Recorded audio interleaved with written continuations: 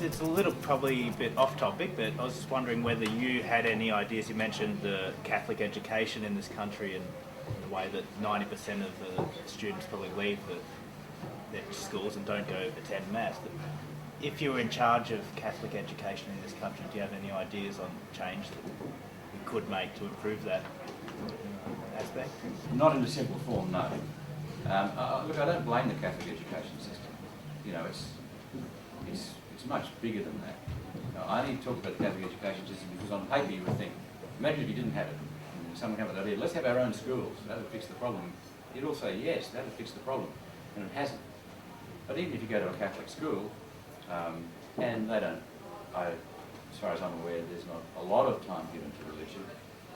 But there's enough for people to be educated. But then it's the behaviour of their teachers, the behaviour of their peers, most importantly the behaviour of their families, the people around them, and most importantly, of course, their parents. And how can parents say, well, we sent you to a Catholic school, why don't you go to Mass? And the parents don't. And the relevance of the 90% figure is that 90% of all Catholics, not just kids leaving schools. So it's a much bigger problem than that. And it just requires a lot of work, a lot of evangelising, and a lot of giving testimony and a lot of good example. I always love it when sportsmen, it's pity we have to rely on our sports people so often, but when they behave well and show that they believe in God and are better people for it, you know, that's an incredible influence. Yeah. You talked a bit about the past in your life, and you talked about the future, 2008, the Swans, I remember that, the Collingwood supporter, Green Fitzroy tonight. But anyway, just about the present, in Deuteronomy, God says, I set before you life and death, choose life. And I was wondering how you, if you like, choose life today in terms of defending your little brothers and sisters, because like Paul VI said, you know, if you want peace, defend life, and then John Paul II said, you know, stand up for life and stand up for your little brothers and sisters. What priority do you give actually to defending your littlest brothers and sisters, the real victims in Australia of the violence? Because we haven't got capital punishment, we do have prenatal executions. So just want to ask you, tonight, 8th of April. Yeah, well, it's something that every one of us must keep in our prayers because it's the greatest abomination. I mean, what God thinks about this. The numbers are so astonishing.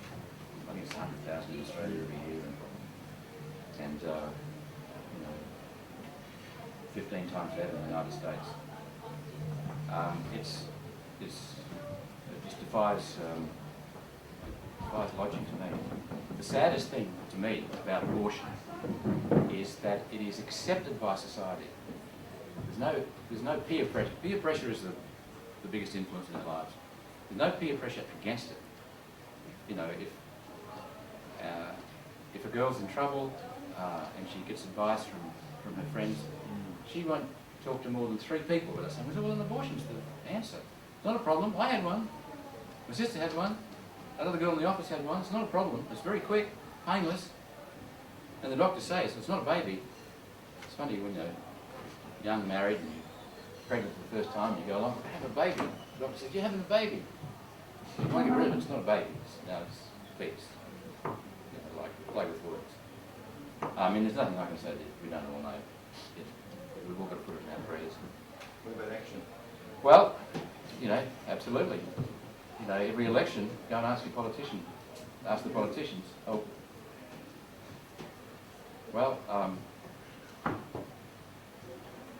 if I had a course of action that I could see that would get results, I would take that course of action. I can't see it as clearly as that. Okay. Yes, I do. I will. Yeah. As a journalist by profession, are you more suspicious of intentions of a journalist when they come to interview you? Like, is there an agenda that you think they might have, or? I remember that guy did have an agenda, and so I ran. I can't remember if it was a camera or a tape recorder, just to keep it on. Oh, you wrote about it in the piece. Yeah. Yeah, there was yeah, I didn't see him coming, but once he started, I realised that he was one of those guys who basically had written his story before he came out and then wanted to get a few quotes to back it up. So that happens. There was just one more question I was really keen to ask Mike. A lot of people here in their future lives may have the opportunity to speak to the media, and as you've sort of hinted, it's often there is a bit of an agenda, and the media often presents things in a biased way. What advice can you give to anyone who might be facing that situation? What is it? What kind of tricks or what kind of strategies can you employ to try and prevent a hatchet job being done on the Catholic faith? Each situation requires a different answer, but I mean, if you know someone's got an agenda, then do your best to avoid them.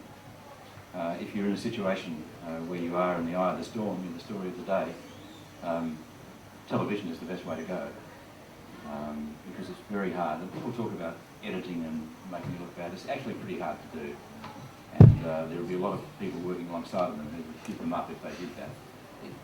It happens here and there, but in my experience, very little. Whereas newspapers, magazines, whatever, they can interview you for a long time and write what amounts to 3 minutes of conversation, and they can really kill you because you can talk about a lot of things in 2 or 3 hours, but by the time they distill it to a couple of minutes worth, it's really up to their judgment as to what they're reporting, and if they have an agenda, then you'll lose that situation. You've got to take it story by story. Can we have a hand for Mike?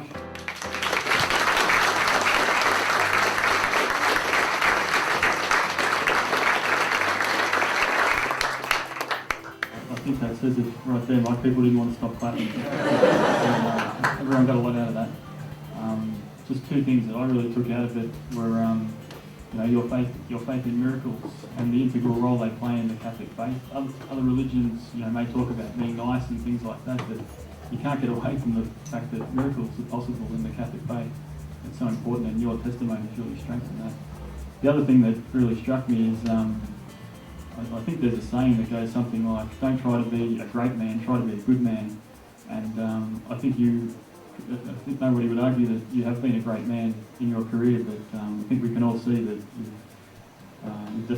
you're also a very good man. So.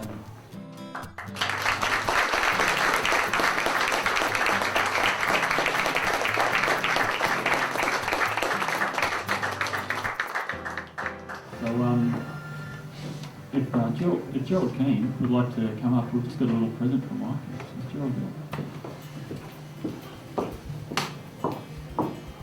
What sort of wine did you say you got, Gerald? It's the most expensive bottle we could afford.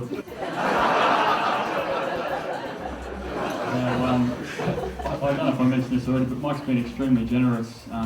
He's paid his own way to come up here and talk to you all here tonight, so we're very grateful to him for that. But there are a few costs involved in running tonight. We've tried to make it free, and it is. There's no obligation, but we're going to pass around a hat and or a little box actually. And Thank you. And Gerald's just going to grab that box. It's just there, Gerald. And if anyone would like to make a donation to tonight, we're building a website, and we're getting it done very cheaply by a man named Darren Sproats, who's I think he's here tonight. Darren, you put your hand up. He hasn't been able to make it, but he's building the website for us very cheaply. And there's other things like printing costs that have come into tonight. So if you want to make a donation, it's really appreciated. There's no obligation. The only thing is that this box, it's very flimsy and it doesn't really hold coins. It's probably what everyone knows. Please stick around. The other big part of tonight was not just to hear a great speaker in Mike Willesee, but also to meet some other young Catholics, do a bit of socialising. So stick around, meet some people. If you don't know anyone, please go up and introduce yourself. I'd hate to think that anyone came here and didn't get to make a new friend. So thanks everyone for coming, and we'll see you on the 13th of May.